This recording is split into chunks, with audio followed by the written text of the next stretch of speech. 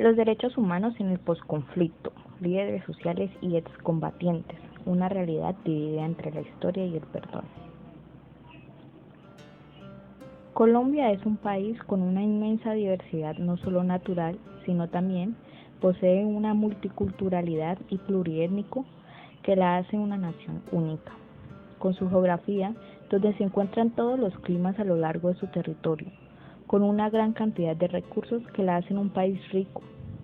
Sin embargo, desde su independencia en 1810 del Imperio Español, la desigualdad, el dominio de la tierra y la constante lucha de poder entre los gobernantes tradicionales ha ocasionado que este maravilloso país esté en constantes periodos de guerra. En este informe nos enfocaremos principalmente en el posconflicto, surgido luego de los acuerdos de La Habana pactados por el Estado colombiano y las Fuerzas Armadas Revolucionarias de Colombia. Objetivo general: elaboración de un estudio de casos sobre la vulneración de los derechos humanos en el posconflicto. Objetivos específicos: primero, realizar una breve reseña histórica sobre el conflicto armado entre el Estado colombiano y la guerrilla de las FARC. Segundo, ilustrar mediante un mapa conceptual las consecuencias del conflicto armado. Tercero, dar una breve definición sobre qué es el posconflicto en Colombia. Y cuarto, dar una explicación de por qué los líderes sociales y los excombatientes de las FARC son los más afectados en sus derechos humanos.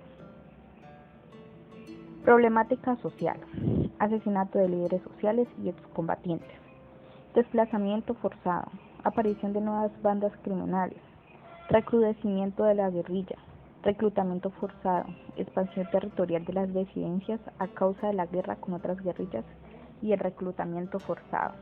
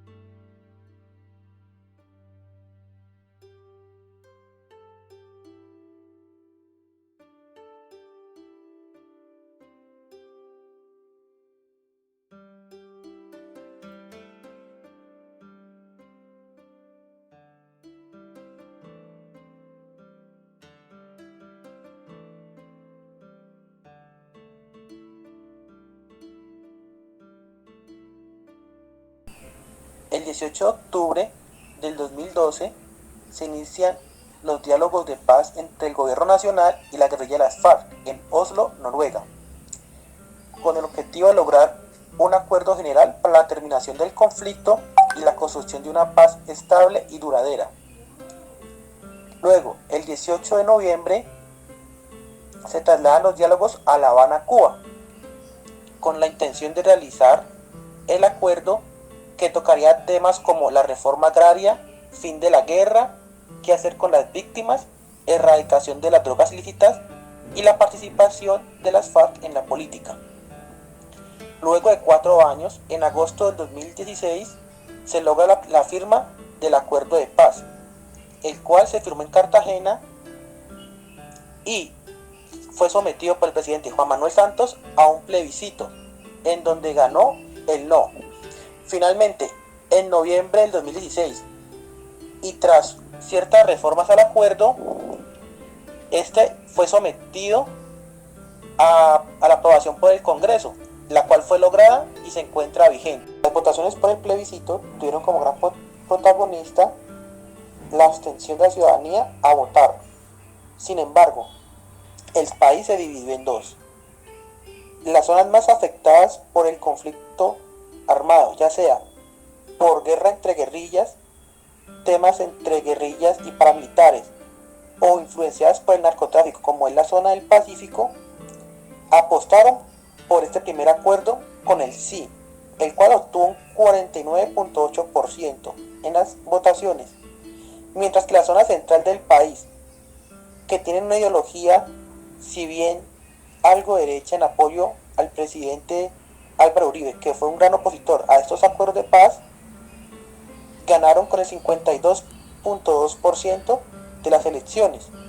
Es decir, en donde se concentraban grandes ciudades como lo son en Cundinamarca, en Antioquia con Medellín, Caldas, Risaralda, ganaron con el 52.2%, es decir, una lucha muy reñida, que tuvo como consecuencia reestructurar el acuerdo que fue aprobado el 24 de noviembre por el Congreso de la República. Derechos vulnerados en el posconflicto. Número 1. La vida. Debido a que los líderes sociales y excombatientes han sido víctimas del incremento de homicidios, además de masacres realizadas por grupos ilegales. Número 2. La dignidad humana. Los líderes sociales y excombatientes, debido a sus actividades y a su pasado como combatientes en el conflicto armado, suelen ser rechazados por su condición o ideologías, incluso excluidos de centros de trabajo o lugares, razón por la cual en algunas ocasiones prefieren no salir de los lugares donde viven o crear sus propias comunidades. Número 3. La libertad y libre movilización. Debido al incremento de los grupos ilegales en el posconflicto y retaliaciones por parte de las disidencias ELN y paramilitares, muchos líderes y excombatientes están siendo expulsados de sus tierras y hogares, con el fin de intimidar a esta población, ya sea para el control de dichas tierras o causar miedo entre ellos y obligarlos a retomar las armas. Número 4. La paz. Este derecho es vulnerado a todos los colombianos sin importar en qué región de Colombia se encuentren o si pertenecen a la población rural o urbana, pues debido a la guerra estamos en constante incertidumbre con respecto a los atentados o enfrentamientos entre delincuentes y fuerza pública. ¿Por qué asesinan a líderes sociales y excombatientes? A líderes sociales por fenómenos criminales como el accionar de grupos armados organizados, el narcotráfico, la explotación ilícita de yacimientos mineros, recursos naturales y el despojo de tierras. A los excombatientes porque se resistieron a formar parte de otros grupos armados, por posibles operaciones que estaban sin concluir en el momento de dejación de armas de la FARC, en el bajo de venganzas por los abusos y agresión contra la población. El mapa en pantalla demuestra los departamentos del país donde mayor número de líderes sociales y defensores de derechos humanos han sido asesinados desde la firma del Acuerdo de Paz en 2016 hasta la fecha. Como se puede observar, el mayor número de muertes se encuentra en regiones donde el narcotráfico impera.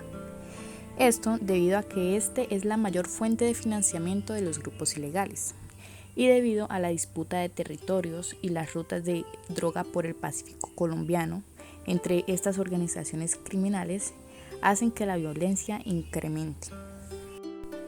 Afectación de los derechos humanos en el posconflicto en el ámbito social. Finalmente, la guerra entre cárteles del narcotráfico y la lucha territorial entre guerrillas y bandas criminales, luego de la desmovilización de las FARC, han desencadenado que la vulneración de los derechos humanos se concentre en tres sectores sociales. Primero, la dimensión familiar, ya que las familias se encuentran no solamente amenazadas, sino que muchas veces son asesinadas simplemente por tener un parentesco con un líder social o excombatiente. De igual manera, estas personas deben dejar a sus familias para no ponerlas en peligro. La dimensión individual, debido a la constante sensación de peligro o al rechazo de la sociedad por sus ideales o por su pasado. Estas personas se sienten excluidas de la sociedad y en algunas ocasiones marginadas de las demás personas, por lo que su reintegración a la sociedad se ven fuertemente afectadas. Y la dimensión colectiva.